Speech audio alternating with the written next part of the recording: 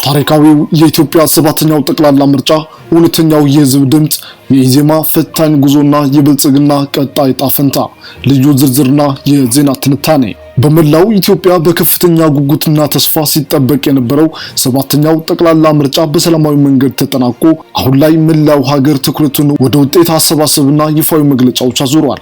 ይህ የምርጫ ሂደት በኢትዮጵያ የፖለቲካ ታሪክ ውስጥ አዲስ ምዕራፍ የከፈተ መሆኑን በርካታ የሀገር ውስጥና የውጭ ታዛቢዎች እየመሰከሩ ይገኛሉ። እርጅና፣ አካል ጉዳት፣ ህመም፣ ሐዘንና ውድድ ሳይበግራቸው የጠዋቱን የብርድ ቁር የከሰዓቱን የፀሐይ እሳትና የጨለማውን ፈተና ተቋቁመው በሚሊዮኖች የሚቆጠሩ ዜጎች ወደ ምርጫ ጣቢያዎች በመተመም ድምጻቸውን ሰጥተዋል። ይህ የህዝብ ቁርጠኝነት የሚያሳየው ኢትዮጵያውያን የራሳቸውን መሪ በነጻነት ለመምረጥና ሰላማዊ የመንግስት ምስረታን እውን ለማድረግ ያላቸውን የላቀ ፍላጎት ነው። ትኩስ መረጃዎች እንዳያመልጠውት አሁኑኑ ቻናላችንን ሰብስክራይብ በማድረግ የደወል ምልክቱን ይጫኑ። የሀገር ውስጥና የውጭ ታዛቢዎች፣ ዓለም አቀፍ ተቋማትና የተለያዩ መንግስታት በምርጫው ዕለት የታየውን ፍጹም ጨዋና ዲሞክራሲያዊ አሰራር በከፍተኛ ደረጃ አድንቀዋል። ሂደቱ ሰላማዊ፣ ግልጽና ተአማኒ እንደነበር ከተለያዩ የምርጫ ክልሎች የወጡ ሪፖርቶች ያመለክታሉ። የምርጫ ታዛቢዎች እንዳሉት ሂደቱ ፍጹም ፍትሃዊ፣ ነፃና ዲሞክራሲያዊ ነበር የሚለው ድምዳሜ እውነት ከሆነ ይህ ለኢትዮጵያ የወደፊት የፖለቲካ ዕጣ ፈንታ ግዙፍ ትርጉም አለው። በአንድ ሀገር ውስጥ የምርጫ ስርዓት ፍትሃዊ ሲሆን ትክክለኛ በህዝብ እውነተኛ ድምጽና ፍላጎት የተመረጠ መሪ የመውጣት እድሉ በከፍተኛ ደረጃ ተስፋ ይሆናል። ህዝቡ ይሆነኛል ያለውን አካል ያለምንም ውክቢያ፣ ተጽዕኖና ማስፈራሪያ በነጻነት የመረጠ በመሆኑ ወደ ስልጣን የሚመጣው አካል ጠንካራ የህዝብ ቅቡልነት ያገኛል። ይህ የህዝብ አመኔታ ደግሞ የሚመሰረተው መንግስት ጠንካራ መዋቅር እንዲኖረው፣ በራስ መተማመን እንዲኖረውና ለሀገር ዘላቂ ሰላምና ልማት ያለምንም ስጋት እንዲሰራ ትልቅ ጉልበት ይሆነዋል። ፍትሃዊ ምርጫ የህዝብ የበላይነት የሚረጋገጥበት ብቸኛው ድልድይ ነው። በዚህ ሰባተኛ ጠቅላላ ምርጫ ውስጥ እጅግ አጓጊና የብዙሃኑን ትኩረት የሳበው የኢትዮጵያ ዜጎች ለማህበራዊ ፍትህ ኢዜማ ፓርቲ ያሳየው አስደናቂ የፖለቲካ እንቅስቃሴ ነው። ኢዜማ ዋና ከተማዋን አዲስ አበባን ጨምሮ በሁሉም የሀገሪቱ ክልሎች፣ ዞኖችና የገጠር ወረዳዎች ጭምር እጅግ ሰፊና ስር የሰደደ የደጋፊዎች ሰራዊትና ጠንካራ መዋቅር መገንባት ችሏል። ፖለቲካ ተንታኞች እንደሚያስገነዝቡት የኢዜማ መዋቅራዊ ጥንካሬና ያገኘው ከፍተኛ የህዝብ ተቀባይነት ገዢው የብልጽግና ፓርቲ በምቾት ወንበር ላይ ተቀምጦ ብቻውን የፖለቲካ ምህዳሩን እንዲቆጣጠር አይፈቅድለትም። ይህ የኢዜማ መነሳት የብልጽግናን የስልጣን ኮርቻ በጽኑ ሊፈታተነው እንደሚችል ግልጽ ማረጋገጫ ነው። ፍትሃዊ ምርጫ ባለበት ሀገር የትኛውን ፓርቲ ውጤቱን አስቀድሞ 100% መገመት ስለማይችል በብልጽግናና በኢዜማ መካከል ያለው ፉክክር እጅግ አጓጊና የኢትዮጵያን የፖለቲካ ሚዛን ሙሉ በሙሉ ሊቀይር የሚችል ታሪካዊ ክስተት ሆኖ ተመዝግቧል።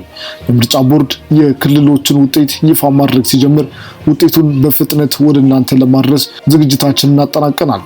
መረጃው እንዲደርሰው ቻናላችንን ሰብስክራይብ ማድረጋችሁ እንዳትረሱ።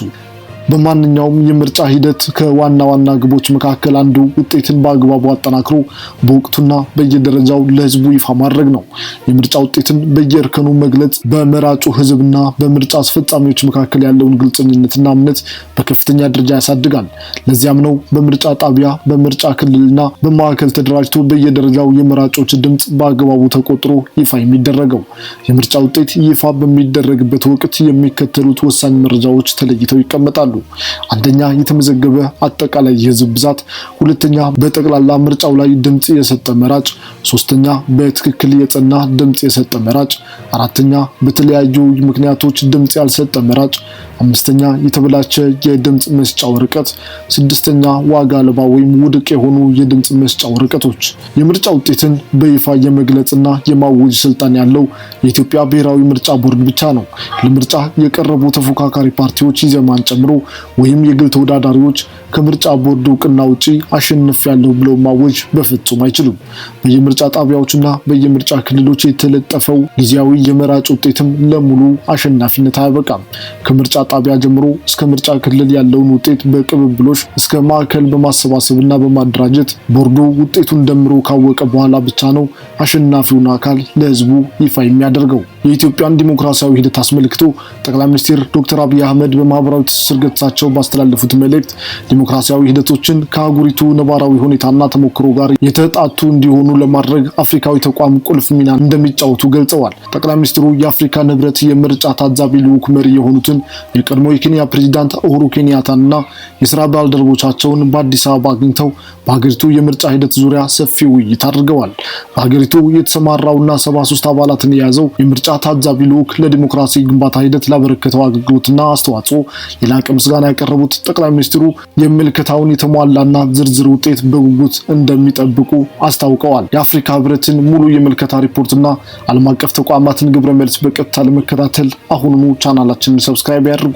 በሌላ በኩል የኢትዮጵያ ፖለቲካ ፓርቲዎች የጋራ ምክር ቤት 7ኛውን ጠቅላላ ምርጫ አስመልክቶ ባወጣው መግለጫ ምርጫው ሰላማዊ ሆኖ በመጠናቀቁ የተሰማውን ደስታ ገልጿል። ምክር ቤቱ ባስተላለፈው ጥሪ ልዩነቶችንና ችግሮቻችንን በዲሞክራሲያዊ መንገድ በመፍታት በምርጫው የታየውን አስደናቂ ሰላም ማስቀጠል እንደሚገባና ለዘላቂ ሰላም ሁሉም አካላት በጋራ መቆም እንዳለባቸው አሳስቧል። የፖለቲካ ፓርቲዎች፣ የጸጥታ አካላት እንዲሁም ሌሎች ባለድርሻዎችና ህዝቡ ምርጫው በስኬት እንዲጠናቀቅ ላደረጉት አስተዋጽኦ አድናቆቱን ችሯል። በምርጫው የተሳተፉ ተፎካካሪ ፓርቲዎች በቅድመ ምርጫና በምርጫ ዕለት ሂደቱ አሳታፊ፣ ሰላማዊ፣ ፍትሃዊና ዲሞክራሲያዊ ነው ሲሉ እንደነበረው ሁሉ አሁን በድህረ ምርጫ ወቅትም ውጤቱ ሲገለጽ በጸጋ የመቀበልና በምርጫ ቦርድ አሸናፊ ተብሎ ከሚታወጀው አካል ጋር ተባብሮ ሀገር የመስራት የሰለጠነ ልምምድን ማሳየት ይጠበቅባቸዋል። ኑ ሀገር እንስራ። ኢትዮጵያን የወደፊት ዕጣ ፈንታ የሚወስነውን የዚህን ታሪካዊ ምርጫ የመጨረሻ ውጤትና የኮሚሽኑን መግለጫዎች በየደቂቃው ለመከታተል ቻናላችንን ሰብስክራይብ በማድረግ አብራችሁን ቆዩ። አሰብ ፕሬሶችንን መልካም ቀን። Got a good buzz going. I'm never ever